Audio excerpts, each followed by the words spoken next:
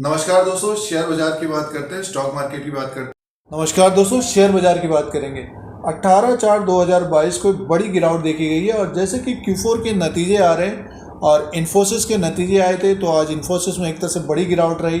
HDFC bank limited के भी Q4 के नतीजे आए थे, Q4 FY22 के, तो HDFC बैंक में भी एक बड़ी गिरावट देखी गई। अब स्टेट बैंक ऑफ इंडिया के नतीजे आने वाले हैं, अभी डेट का अपडेट नहीं हुआ है और ये नतीजे Q4 FY22 के नतीजे SBI के मई के फर्स्ट वीक तक आ सकते हैं दोस्तों। और ये नतीजे किस तरह के रह सकते हैं स्टेट बैंक ऑफ इंडिया के, SBI के, उसकी बात इस वीडियो में करते हैं। और ब्रोकरेज हाउसेस ने अपना अनुमान दिया है, नेट प्रॉफिट क्या रह सकता है, नेट इंटरेस्ट इनकम क्या रह सकता है और प्री प्रोविजन ऑपरेटिंग प्रॉफिट क्या रह सकता है। इसके बारे में ब्रोकरेज हाउसेस ने अपना अनुमान दिया है अर्निंग एस्टिमेट का Q4 FY22 के लिए। और स्टॉक प्राइस की बात करते हैं स्टेट बैंक ऑफ इंडिया का, तो देखिए 500 के ऊपर तक आया है और स्टॉक में गिरावट आई थी, नीचे की तरफ आया था, तो धीरे धीरे स्टॉक ऊपर की तरफ ही जा रहा है। PSUs बैंकों में एक तरह से तेजी बनी हुई है।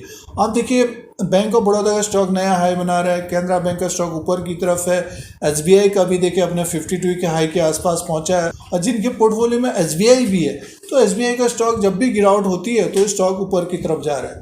अगर आपके पास PSUs में SBI है, कैनरा बैंक है या फिर बैंक ऑफ बड़ौदा है, इंडियन बैंक है, तो स्टॉक्स में अगर गिरावट आती है, हर तिमाही थोड़ी बहुत गिरावट आती है इनमें और उसके बाद स्टॉक अप ट्रेंड में है। अगर आप टेक्निकल चार्ट के अनुसार देखेंगे तो अप ट्रेंड में, तो सबसे पहले ब्रोकरेज हाउसेस का अनुमान देख लेते हैं। तो ये जो नतीजे आ सकते हैं मई के फर्स्ट वीक तक आ सकते हैं और जो ब्रोकरेज हाउसेस का जो अनुमान है, एस्टिमेट है, नेट प्रॉफिट 10,700 करोड़ का रह सकता है।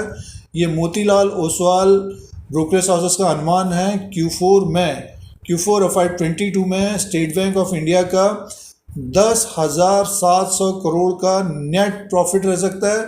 65.9% सालाना बढ़ के रह सकता है दोस्तों, आप रह सकता है ईयर ऑन ईयर, और 26.9% क्वार्टर एंड क्वार्टर के हिसाब से आप रह सकते हैं। तो अगर क्वार्टर एंड क्वार्टर के हिसाब से 26.9% अप रहेगा तो स्टॉक में एक बड़ी तेजी आने की संभावना रहेगी। और इसी के साथ नेट इंटरेस्ट इनकम का जो अनुमान है ब्रोकरेज हाउसेस का, वो है 31,813 करोड़ का रह सकता है। 31,813.5 करोड़ रह सकता है। सालाना 17.5% रह सकता है और 3.7% क्वार्टर एंड क्वार्टर के हिसाब से अप रह सकता है। तो क्वार्टर एंड क्वार्टर के हिसाब से भी अप रह सकता है और सालाना 17.5% नेट इंटरेस्ट इनकम अप रह सकता है दोस्तों। और प्री प्रोविजन ऑपरेटिंग प्रॉफिट के बारे में जो अनुमान है 7.8% सालाना अप रह सकता है, बढ़ सकता है। 14.7% क्वार्टर एंड क्वार्टर के हिसाब से बढ़ सकता है। 21,240 करोड़ का रह सकता है। तो ये स्टेट बैंक ऑफ इंडिया के बारे में ब्रोकरेज हाउसेस का अनुमान है, अर्निंग एस्टिमेट है और जो नतीजे हैं मई के फर्स्ट वीक तक आ जाने चाहिए दोस्तों। और साथ में डिविडेंड का भी अनाउंसमेंट हो सकता है SBI के द्वारा दोस्तों, क्योंकि पिछले साल एक तरह से डिविडेंड का अनाउंसमेंट हुआ था, तो डिविडेंड भी मिल सकता है शेयर होल्डर्स को।